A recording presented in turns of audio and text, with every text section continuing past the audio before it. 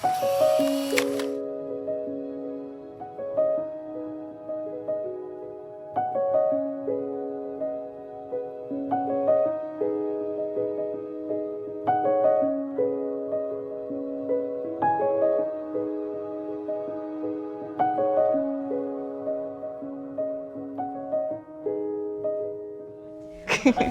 not used to doing my hair or my makeup, so. It kind of came to a shock to a lot of like guys I went to school with. I just like, they'd be having some normal conversation about baseball and I would just chime in and they're like, how do you know what this like, cause I literally listened to and talked to my dad about it. When it was the 2014 Rio World Cup, we were all sitting down getting ready for dinner. We watched the first game and I believe it was the first game for the United States. Clint Dempsey scored in the first minute. And I remember my stepdad like jumping out of his chair, he's freaking out. And so then all of us are like, oh my God, what? And then for that rest of the World Cup, like, I mean, I was glued at the seat. I was like, I'm there. And so that's where I think it started. I remember we were on a hike on the side of the Yellowstone Canyon and I slipped and I fell close to an edge where there was no fence, and I fell forward and I watched as the lens popped out of the camera and started to roll down, and I rolled over. I grabbed the lens and my parents made fun of me for the rest of the trip because they were like, you were 2 feet away from falling off a cliff, but you saved the camera before you saved yourself. And so I used that camera when I shot my first Len United game in 2022, that same camera. Grew up with a pretty normal Midwestern family, 2 younger siblings and myself, oldest of the 3. So obviously with that comes a very type A personality, pretty typically. I grew up with a single dad and he raised me on like everything sports. Certain games where like I would be at rehearsal or I would be like in college, like my freshman, sophomore year, and I'd watch a game and I'd be like, are you kidding me? Did you see what's going on here? And he'd be like, don't even get me started. And that was like it, like our tradition. Like it was always, we go to the game, we get there early, we go hang out, we watch the game afterwards, we get in the car, we turn on the radio, we listen to Mike and Jason on 92.9 The Game, post-game show, every single time. We not miss a beat. And I think that's why I fell in love with it, because it was something I could do with my dad, because it's hard coming from a family that's like split up and divided like that.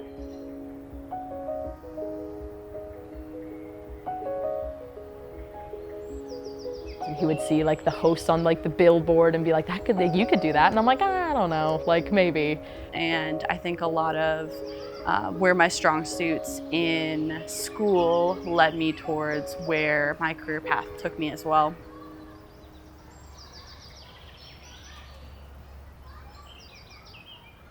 When I kind of started to look into what an athletic training program looked like when I was looking into school, I looked at some programs locally within the state and really fell in love with the school and the program. And when I got there, the realization of how I got there kind of came after that. So I was doing coach's film and kind of working for the creative department for the University of Maryland. And I saw these people just around me doing this hobby that I loved, just as a full-time career. And as someone who's had like a crazy work ethic my entire life, I just looked at that and I was like, that's what I want to do. I just liked the idea of telling people stories, and that's what drew me to it, because I loved being someone that could help bring that to the forefront. Stories that maybe you don't hear of. After I quit soccer, it was kind of like a hole. It felt like there was, like I was missing something. And I think that missing it was what helped me to pick it back up again. Definitely being a player helped me to realize that, oh, this is what I want to do. I feel so lucky that I found something that I like love doing, and like the whole phrase of like, if you love what you do, you never work a day in your life.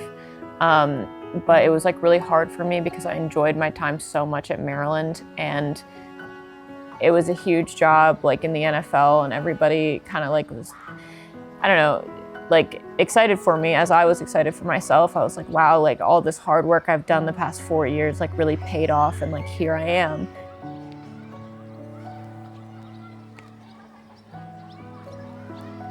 There are moments of just doubt that like seep in. Like, you know, like you'll get something, but then it's like that doubt where it's like, okay, now you gotta be perfect.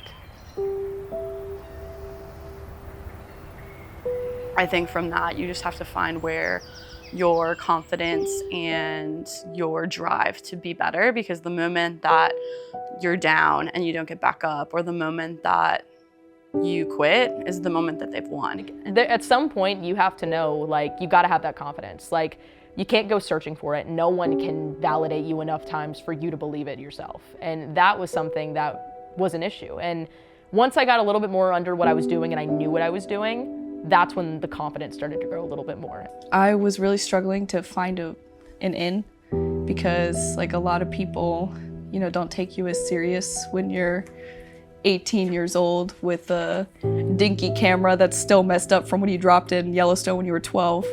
And I knew that I had the ability to do it, but it was the waiting for somebody to give me a chance that was really tough for me. You get an opportunity and then it's like, okay, now you gotta be on it. Like, you can't mess up for a second. You cannot let anybody see anything. You gotta be on it. Other people are also working hard, but you gotta work twice as hard.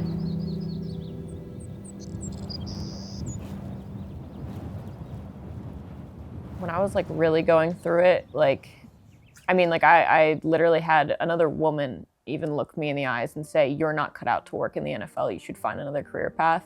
And it's kind of weird how I looked at it. Like, not that I'm overly confident in myself, but like when she said that to my face, it almost made me laugh because I was like, "You're so wrong." Like perception, obviously there's a lot of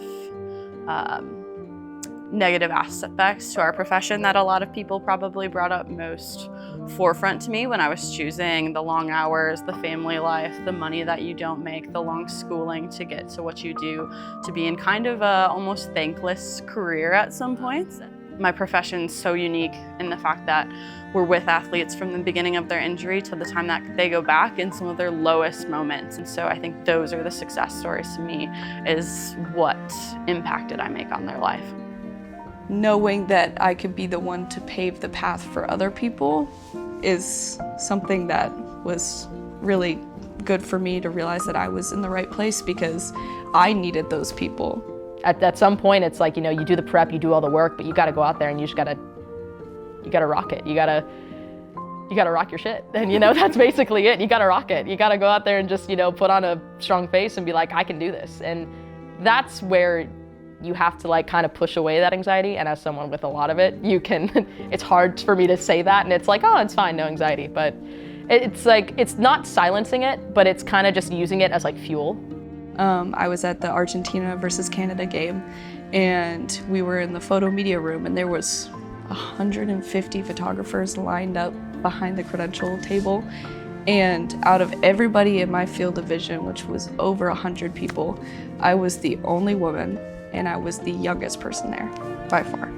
And that was one moment specifically where that was kind of like a defining moment for me. It's just like, there's not a lot of us in the industry, and as much as it has been changing, like there's still so much room for it to grow.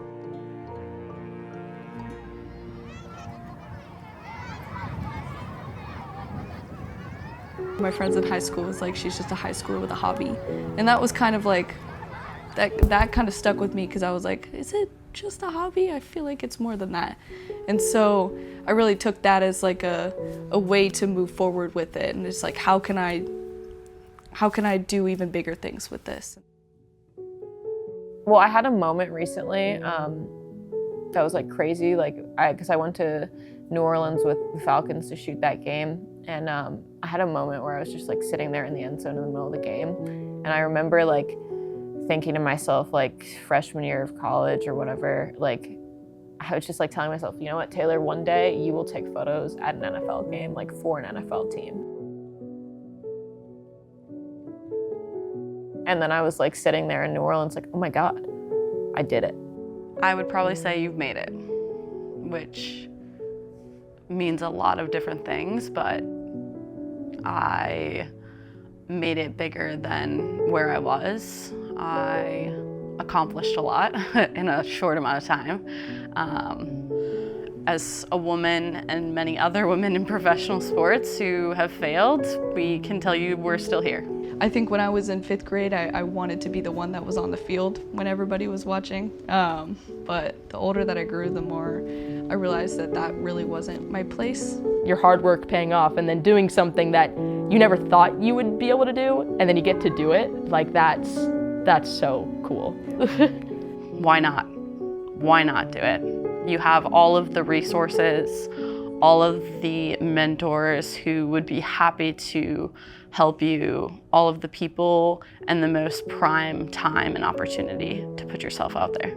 Like all those guys around you that like look at you like, oh, like you're some girl or whatever that like has pink nail polish and blonde hair, that like, what does she know about photography? Like, screw them. Because there are people out there who will look at you and they'll say, you got this and you can do this.